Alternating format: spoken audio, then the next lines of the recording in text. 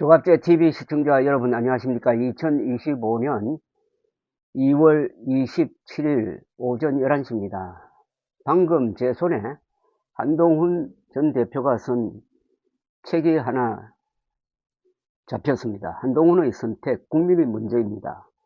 한동훈 지음 메디치 출판사에서 나왔습니다.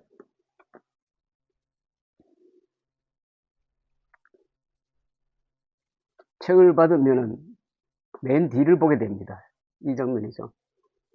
출판하는 분들이 표사라고 부르는 곳인데, 계엄의 바다를 건너 새로운 시대로 나아가는 한동훈의 선택과 생각, 이렇게 되었습니다. 2024년 12월 3일 비상계엄이 대한민국을 뒤흔든 그날 밤, 역사의 질문을 받은 한동훈은 대한민국 국민을 위해, 그리고 자신이 옳다고 믿는 바에 따라 계엄 반대를 선택하고 행동했다. 이 책에는 계엄의 바다를 건너 새로운 시대로 나아가는 한동훈의 국민을 위한 선택과 생각이 오롯이 담겨있다. 먼저 한동훈의 선택에서는 비상계엄 반대, 계엄 해제 의결, 질서 있는 조기 퇴진 시도, 대통령 탄핵 소추안 통과, 그리고 당대표 사퇴까지의 14일 300시간의 이야기가 다큐멘터리 영화를 보듯 생생하게 펼쳐진다. 아울러 대담 형식으로 수록된 한동훈의 생각에서는 정치를 하는 이유, 공직자로서의 사명, 한동훈이 꿈꾸는 행복한 나라 등 그의 정치관과 철학을 들여다볼 수 있다라고 써야겠는데, 저는 받자마자 12월 3일 밤에 한동훈은 어떻게 생각하고 어떻게 움직였느냐 하는 부분을 골라서 읽어봤습니다. 계엄의 밤이 시작되다가 제1장입니다. 이렇게 되어 있습니다. 마지막 일정이었던 저녁 자리를 마치고 집으로 가는 차 안에 올랐다. 차에서는 보통 오늘의 일들을 정리하거나 내일 해야 할 것들을 추려본다. 식사 시간 동안 놓친 뉴스를 살펴보는 것은 물론이다. 그러다가 밤 10시 대통령 긴급 담화 예정이라는 속보를 보았다. 제목만 떠있는 기사를 보고 무슨 일인가 생각했다. 그날엔 이렇다 할 특별한 이슈는 없었다. 밤 10시에 갑작스럽게 대통령이 직접 긴급 담화를 한다니 여당 대표인 나도 모르는데 무슨 큰일이 벌어졌나 싶었다. 기자들의 연락이 쇄도했다. 긴급 담화의 내용이 무엇인지 물었다. 하지만 내가 답해 줄 수 있는 건 없었다. 솔직히 모른다고 답했다. 기자들도 정말 모르느냐고 당황한 반응을 보였다. 여당 대표에게도 알리지 않은 대통령의 긴급 담화 때문에 모두가 혼란스러웠다. 긴급 담화는 예고된 시간보다 계속 늦어졌다. 나중에 알려진 바에 따르면 뒤늦게 비상계엄 발동 요건을 맞추기 위해 국무위원들을 소집하느라 지체되고 있던 것이었다. 일단 사태 파악을 하기 위해 책임있는 대통령실 관계자에게 전화를 했다. 통화 연결이 되지 않았다. 찜찜한 마음이 들어 문자로 물었다. 무슨 상황인가요? 잠시 후 짧은 답장이 왔다. 비상사태입니다. 밑도 끝도 없이 비상사태라니 도무지 감이 잡히지 않았다. 무슨 내용이라고 다시 묻자 휴대폰 화면에 딱 두 글자가 찍혔다. 최악. 얼마 전 민주당이 전례 없는 예산 삭감으로 폭주한 것이 떠올라 예산 관련인가요? 라고 물었지만 더 이상 답이 오진 않았다. 이게 뭐지? 하는 사한 느낌이 들었다. 그때 계엄령 선포를 들은 국민들의 거의 공통된 반응이 이건 뭐지? 였습니다. 대통령의 긴급 담화가 시작됐다. 비장한 표정으로 대통령이 말했다. 민주당의 탄핵 반복과 방탄 정치, 예산 폭거 등을 열거하며 다음과 같이 선언했다. 저는 이 비상계엄을 통해 망구의 나락으로 떨어지고 있는 자유대한민국을 재건하고 지켜낼 것입니다. 이를 위해 저는 지금까지 폐악질을 일삼은 망구의 원흉, 반국가 세력을 반드시 척결하겠습니다. 한동훈 대표는 이렇게 씁니다. 2024년 대한민국 대통령의 입에서 비상계엄 선포라는 낯선 단어가 나왔다. 오래되고 불쾌한 역사책에서나 보일 것 같은 표현이 뇌리에 꽂혔다. 잠깐 동안 멍했다. 귀를 의심했다. 느닷없이 비상계엄이라니. 그날 대통령 담화를 본 수많은 사람들이 잘못 들은 줄 알았다고 했다. 얼핏 대통령이 대학 시절 모의 재판에서 전두환 전 대통령에게 군사 반란 혐의로 무기징역을 구형했고 그로 인해 도피 생활을 했다는 기사를 읽은 기억이 났다. 그랬던 그가 지금 비상계엄을 선포했다. 초현실적인 장면이었다. 짧은 순간 많은 것이 바뀔 것이고 우리 모두 그 이전으로 돌아갈 수는 없을 것이다. 정신 차리자. 비상계엄이란 말을 듣자마자 어떻게 해서든 그것을 막아야겠다고 생각했다. 담화가 끝나기 전 나는 여당 대표로서 단호한 계엄 반대의 메시지를 준비하기 시작했다. 우리 여당이 배출한 대통령이 한 비상계엄이었다. 나는 법무부 장관 출신 여당 대표가 자신의 당이 배출한 대통령의 비상계엄을 신속하고 강력하게 반대하는 것이 상황을 바로잡는 데 결정적인 역할을 할 수 있다고 확신했다. 다행히도 지금 나는 헌정질서의 위기를 바로잡을 수 있는 그 자리에 있다고 생각했다.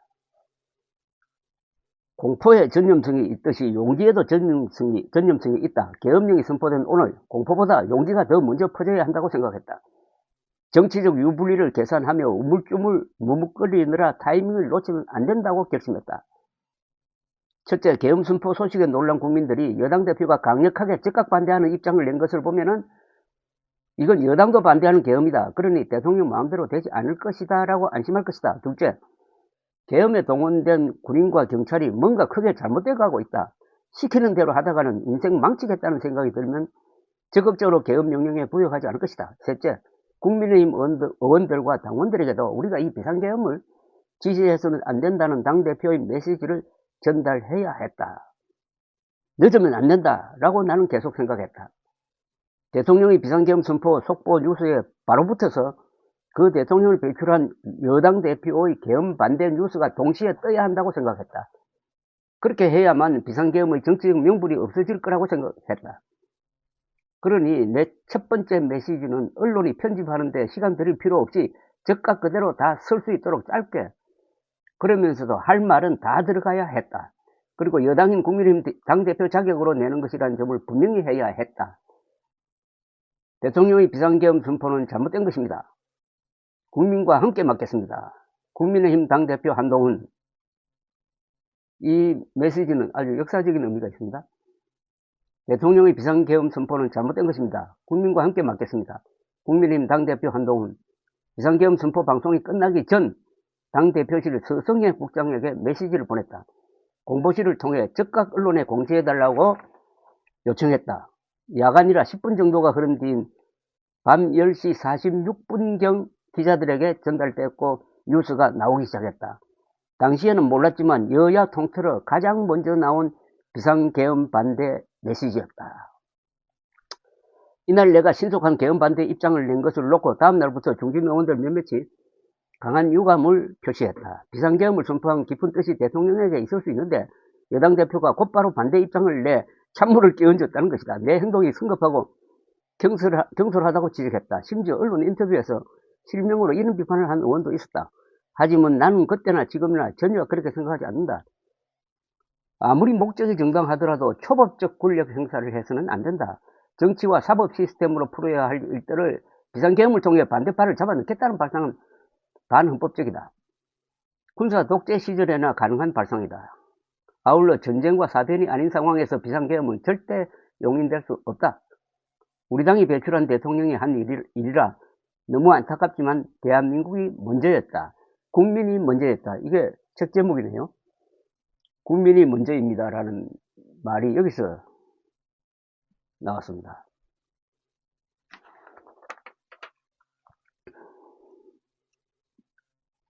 훗날 계엄의 밤이 끝나고 조갑재 전 울간조선 대표와 유인태 전 의원 등 진영 불문하고 많은 분들이 한치 앞을 내다볼 수 없던 긴박한 상황에서 여당 대표의 신속하고 단호한 계엄 반대 메시지가 사태 해결에 큰 역할을 했고 그래서 고맙다는 내용의 감사 표시를 언론 등을 통해서 전해왔다.